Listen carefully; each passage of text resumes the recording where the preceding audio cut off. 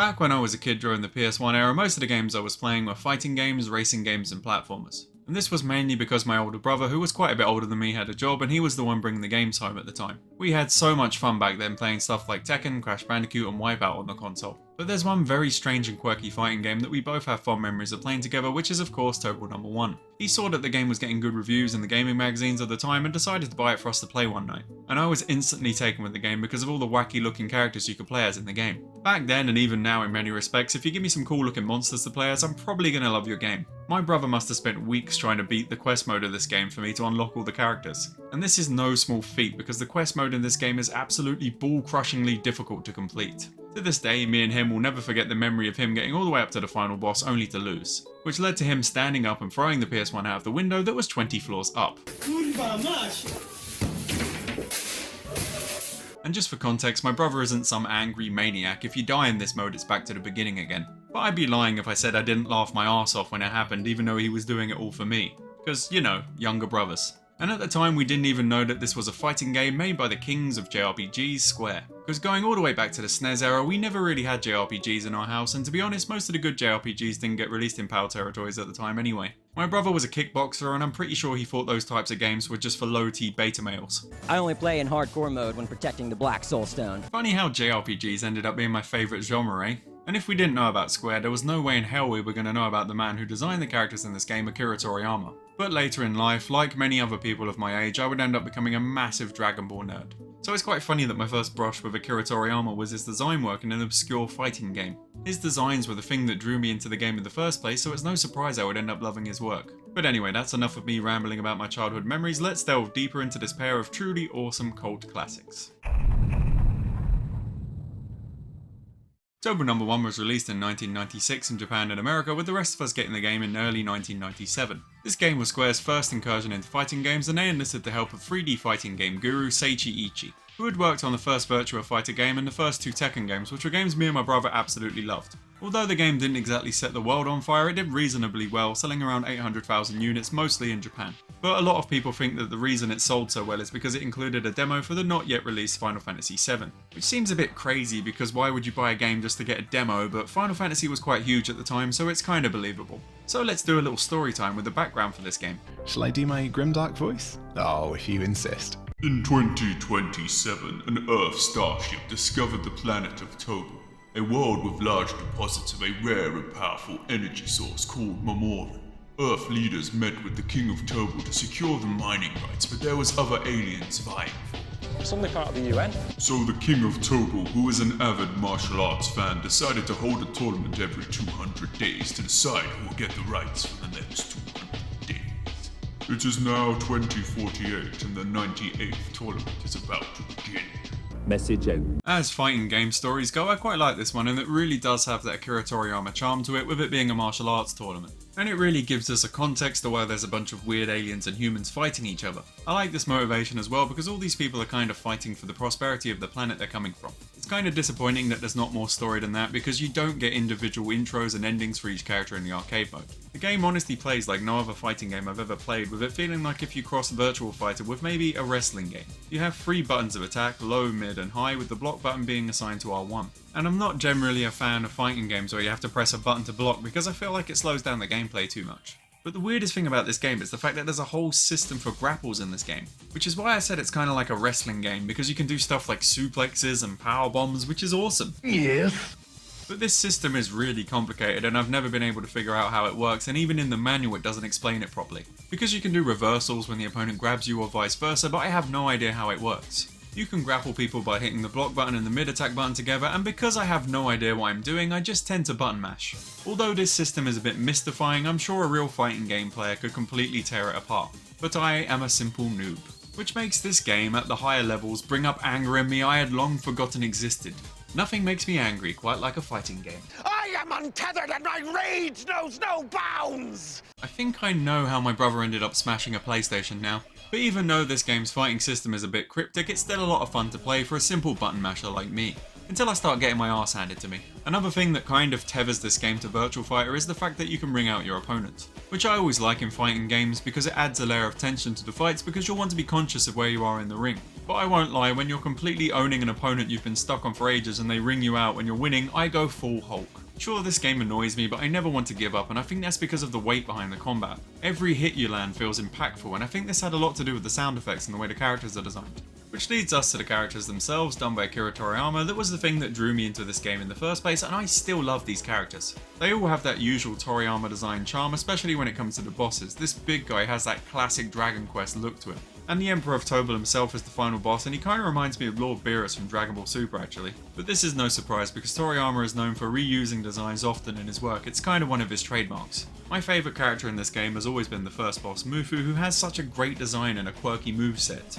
Not too sure about this move though, it looks a little bit suspect.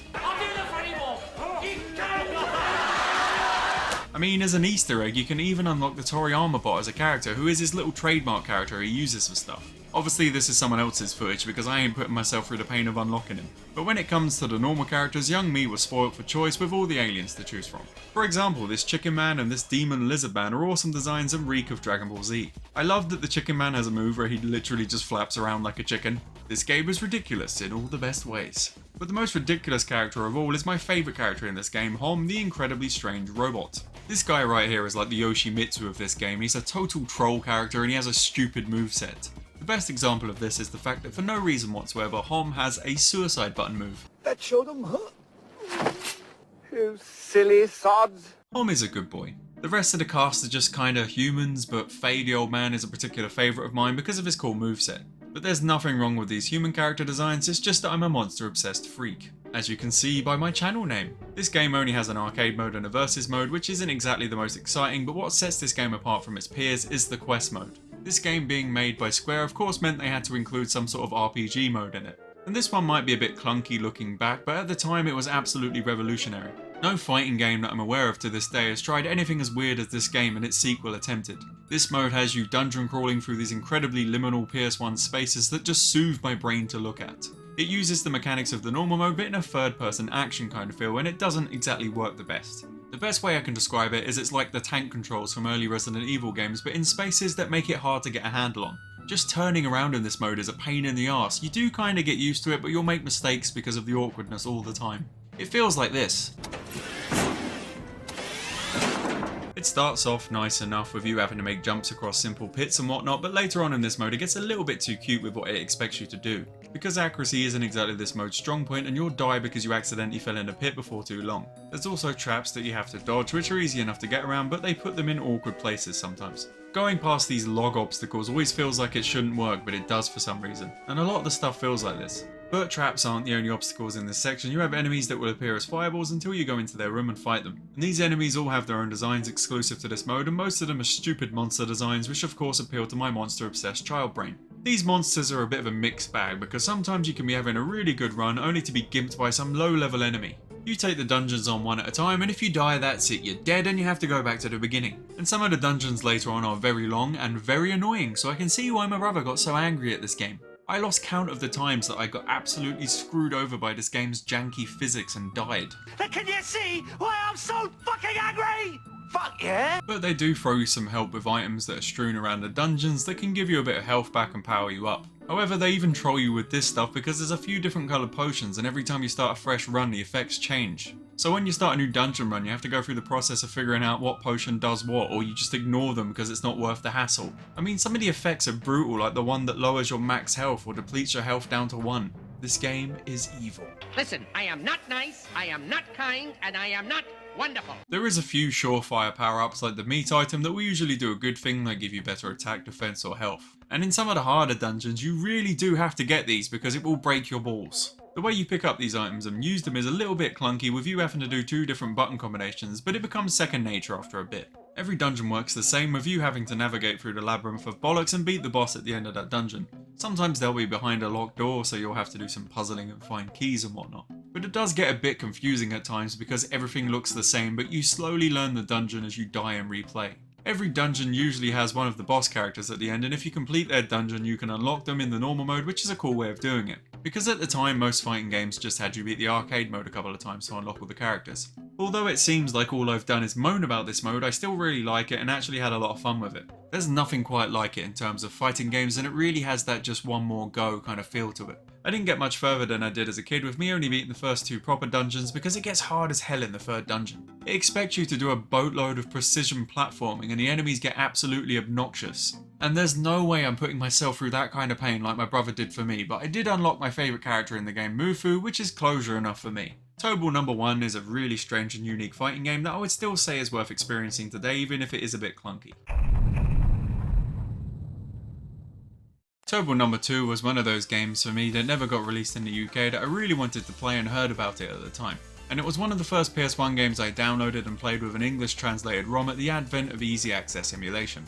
It certainly was worth the wait because this game absolutely blew me away even at the time I played it, and I was annoyed that we never got this back in the day, because I am sure me and my brother would have got absolutely obsessed with this game the same way we did with the first. It was released a year after the first game, and Square decided not to release it outside of Japan because of the poor sales of the first game, which is a shame. It still managed to sell 300,000 units, which is nothing compared to the first game's 800,000, but it became a cult classic.